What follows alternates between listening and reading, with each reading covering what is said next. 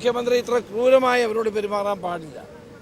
കഷ്ടപ്പെട്ട് പരീക്ഷ എഴുതി പാസ്സായി റാങ്ക് ലിസ്റ്റിൽ വന്ന് നിയമനം കാത്തു കിടക്കുന്നവരാണ് ഇവരെല്ലാം. ചില ആളുകളുടെ ഏജ് ഓവറായി, ഇനി അവർക്ക് എഴുതാൻ കഴിയാത്തവരുണ്ട്. ഏതായാലും സർക്കാർ ഈ അവസാന നിമിഷത്തിലെങ്കിലും അവരോട് കരുണ കാണിക്കണം എന്നാണ് എനിക്ക് അഭ്യർത്ഥിക്കാനുള്ളത്. എല്ലാ ആളും ഞാൻ ആഭ്യന്തരമന്ത്രി ആയിരുന്നപ്പോൾ അവസാന ലിസ്റ്റിൽപ്പെട്ട മുഴുവൻ ആളുകൾക്കും നിയമനം കൊടുത്തു. ഒരു 100 പേർക്കെങ്കിലും നിയമനം കൊടുത്താൽ ഇവരിൽ കുറേ ആളുകൾക്കെങ്കിലും നിയമനം കിട്ടുന്നതാണ്. ഞാൻ മുഖ്യമന്ത്രിയോട് നേരിട്ട് സംസാരിച്ചതാണ്, കത്ത് കൊടുത്തതാണ്. ഇതിനവരെ ഈ റാങ്ക് ലിസ്റ്റിൽപ്പെട്ട മുഴുവൻ ആളുകളെ നിയമിക്കാൻ കഴിയുന്ന സാഹചര്യമുണ്ട്. കാരണം വനിതാ ബറ്റാലിയൻ ഓൾറെഡി പ്രവർത്തിക്കുന്നുണ്ട്. ബറ്റാലിയനിലേക്ക് ആവശ്യമായ വനിതാ കോൺസ്റ്റബിൾമാരുടെ എണ്ണം ഇപ്പോഴും ഒഴിഞ്ഞു കിടക്കുകയാണ്. 24 മണിക്കൂർ കഴിഞ്ഞാൽ ഇവരുടെ റാങ്ക് ലിസ്റ്റ് ക്യാൻസലാവും. ഞാൻ മുഖ്യമന്ത്രിയോട് നേരിട്ട് സംസാരിച്ചതാണ്, കത്ത് കൊടുത്തതാണ്.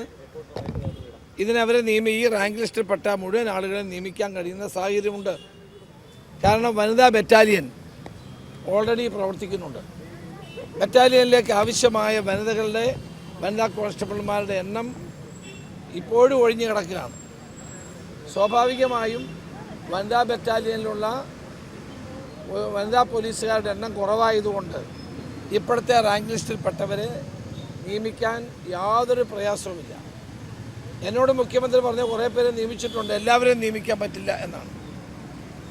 അത് കഴിഞ്ഞാൽ വീണ്ടും അദ്ദേഹത്തിന് കത്ത് കൊടുത്തത്. ഏതായാലും ഈ കാര്യത്തിൽ വലിയ ദുഃഖമുണ്ട്. ഇനിയും 24 മണിക്കൂറിനുള്ളിൽ എന്തെങ്കിലും ചെയ്യുമെന്ന് ഞാൻ കരുതുന്നില്ല. ചെയ്യണമെന്നാണ് നമ്മുടെ ആവശ്യം. സർക്കാർ കണ്ണു തുറക്കണമെന്നാണ് നമ്മുടെ ആവശ്യം. മുഖ്യമന്ത്രി ഇത്ര ക്രൂരമായി അവരോട് പെരുമാറാൻ പാടില്ല. കഷ്ടപ്പെട്ട് പരീക്ഷ എഴുതി പാസ്സായി റാങ്ക് ലിസ്റ്റിൽ വന്ന് നിയമനം കാത്തു കിടക്കുന്നവരാണ് ഇവരെല്ലാം. ചില ആളുകളുടെ ഏജ് ഓവറായി, ഇനി അവർക്ക് എഴുതാൻ കഴിയാത്തവരുണ്ട്. ഏതായാലും സർക്കാർ ഈ അവസാന നിമിഷത്തിലെങ്കിലും അവരോട് കരുണ കാണിക്കണം എന്നാണ് എനിക്ക് അഭ്യർത്ഥിക്കാനുള്ളത്. വനിതാ ബറ്റാലിയനിലേക്ക് ഞാൻ അങ്ങനെ എടുത്തിട്ടുണ്ട്. എല്ലാ ആളും ഞാൻ ആഭ്യന്തരമന്ത്രി ആയിരുന്നപ്പോൾ അവസാന ലിസ്റ്റിൽപ്പെട്ട മുഴുവൻ ആളുകൾക്കും നിയമനം കൊടുത്തു. ഒരു 100 പേർക്കെങ്കിലും നിയമനം കൊടുത്താൽ ഇവരിൽ കുറേ ആളുകൾക്കെങ്കിലും നിയമനം കിട്ടുന്നതാണ്. അത് ചെയ്യണം എന്ന് അവസാനമായി ഗവൺമെൻറ്റിനോട് ആവശ്യപ്പെടുകയാണ്. വളരെ നിർഭാഗ്യകരമായി പോയി, വേദനാജനകമായി പോയി.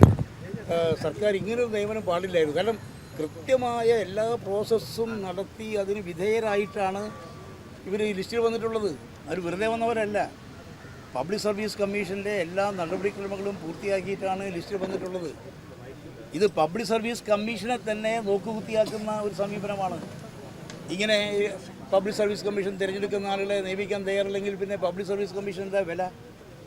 അപ്പോൾ അതൊരു വളരെ തെറ്റായൊരു സമീപനമാണ്, തെറ്റായൊരു സന്ദേശമാണ് ഈ സർക്കാർ കൊടുക്കുന്നത്. സർക്കാർ തെറ്റ് തിരുത്തിയേ മതിയാവുന്ന കാര്യത്തിൽ യാതൊരു സംശയവുമില്ല. ഏതായാലും നാളത്തോടുകൂടി ഇവരുടെ ലിസ്റ്റ് കാലം തീരുകയാണ്. ഇനിയെങ്കിലും ഈ അവസാനത്തെ 24 മണിക്കൂറിനിടയിലെങ്കിലും സർക്കാരിന് സൽബുദ്ധി തോന്നട്ടെ എന്ന് പ്രാർത്ഥിക്കുന്നു. അതോടൊപ്പം തന്നെ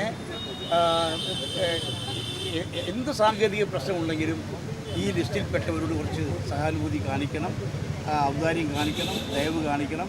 ഈ ലിസ്റ്റിൻ്റെ കാലാവധി വരുന്ന ഡിസംബർ 31 വരെയെങ്കിലും നീട്ടുന്നത് നന്നായിരിക്കും, ഉചിതമായിരിക്കുമെന്നാണ് പറയാനുള്ളത്. ഏതായാലും ഇനിയെങ്കിലും ഒരു നീതി കിട്ടട്ടെ എന്നാണ്